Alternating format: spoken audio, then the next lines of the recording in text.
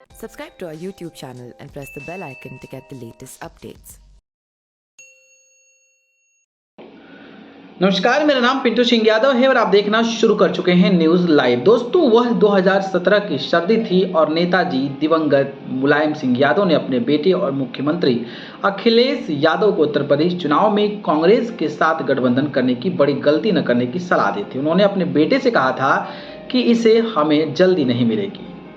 इसके बावजूद अखिलेश गठबंधन के साथ आगे बढ़े और आश्चर्यजनक रूप से राज्य की 400 में से 100 से अधिक सीटें कांग्रेस को दे दी। इसका नतीजा विनाशकारी साबित हुआ, जैसा कि उनके पिता को डर था। कांग्रेस ने केवल 7 सीटें जीती और समाजवादी पार्टी ढह गई, जिससे नरेंद्र मोदी लहर पर भाजपा सवार यानी कि बीजेपी को ऐतिहासिक जीत मिली। सपा के एक बड़े नेता ने एक चैनल को बताया कि अखिलेश ने तब तक सीखा कि कांग्रेस उत्तर प्रदेश में एसपी को कमजोर कर देती है और उन्होंने 2017 की तुलना में कहीं बेहतर प्रदर्शन करते हुए 2022 में उनसे किनारा कर लिया।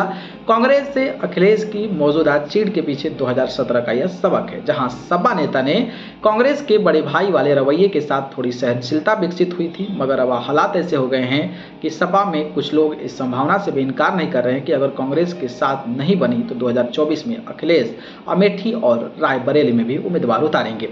सपा कांग्रेस में जंग तेज हो गया। सोशल नेटवर्किंग साइट यानी कि ट्विटर पर सपा प्रवक्ता आईपी सिंह की पोस्ट ने आग में घी डालने का काम कर दिया। उन्होंने कहा है कि सपा अमेठी और रायबरेली में अपने उम्मीदवार उतारेगी।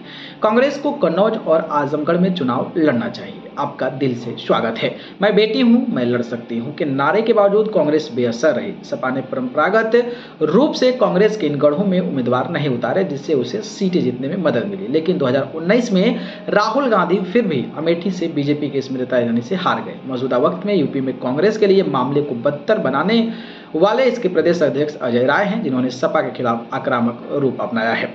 मध्य प्रदेश में कांग्रेस ने सपा को नहीं दिया भाव। राय ने यह सवाल उछाला भी कि अगर सपा यूपी में इतनी मजबूत थी तो पिछले साल आजमगढ़ लोकसभा चुनाव में कैसे हार गई। अखिलेश ने पलटवार करते हुए कहा कि उनका आजमगढ़ से भावनात्मक रिश्ता है, जैसे कांग्रेस का अमेठी और रायबरेली से है, और उन्हें इस बात का ख्याल रखना चाहिए।